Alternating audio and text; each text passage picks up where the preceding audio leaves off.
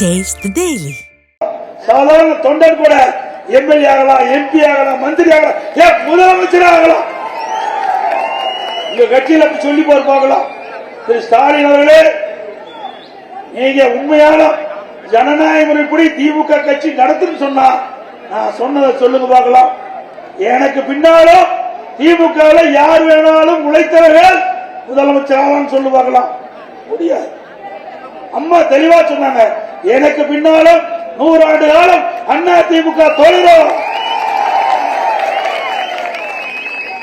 எனக்கு ஒரு விவசாயி உங்களால கட்சி நிர்வாகி தோன்றதால எனக்கு இந்த வாய்ப்பு கொடுத்திருக்கிறாங்க. முதலமைச்சர் வாய்ப்பு கொடுத்தாங்க, பொதுச் செயலர் வாய்ப்பு கொடுத்தாங்க. அது பொறுக்க முடியல. உடனே என்ன பண்ணுவாரு ஸ்டாலின், உதயநிதி ஸ்டாலின், எடப்பாடி பழனிசாமி ஊர்ந்து போனாரு, பறந்து போனாரு, காலி கடியில போனாரு. ஐயா, இதுக்காக உன்னைய மந்திரி ஆகிட்டாங்க, இதுக்காக உன்னை முதலமைச்சர் ஆகிட்டாங்க. என்னுடைய ஆட்சியில் என்ன குறைன்னு சொல்லு, அதுக்கு நான் பதில் சொல்ல தயார். உடைய ஆட்சியில் இவ்வளவு ஊழல் நடத்திருக்குது, இவ்வளவு கொள்ளை அடிச்சிருக்கிறீங்க, இதுக்கு பதில் சொல்ல கேட்டா ஊர்ந்து போனாங்களா, பறந்து போனாங்களா? இதுவா மக்கள் கேட்கிறாங்க? மக்களுக்கு கொடுக்கப்பட்ட பொறுப்பு, உங்களுக்கு மக்களால் கொடுக்கப்பட்ட பொறுப்பு முதலமைச்சர், துணை முதலமைச்சர், அதை எண்ணி பார்த்து அதுக்கு உண்டான வேலையை செய்யுங்க.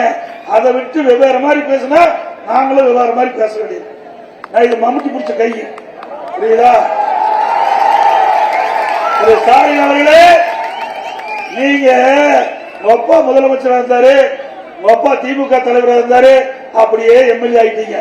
இப்படி கூட்டத்தில் நின்று கோஷம் போட்டு கஷ்டப்பட்டு கட்சிக்கு உழைச்சி தலைமைக்கு விசுவாசமா இருந்து படிப்படியா வந்திருக்கிறேன்.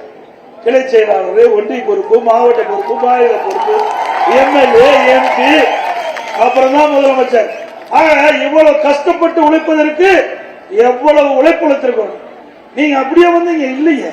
திரு உதயநிதி, திரு கருணாநிதி தானே ஸ்டாலினுடைய மகன்.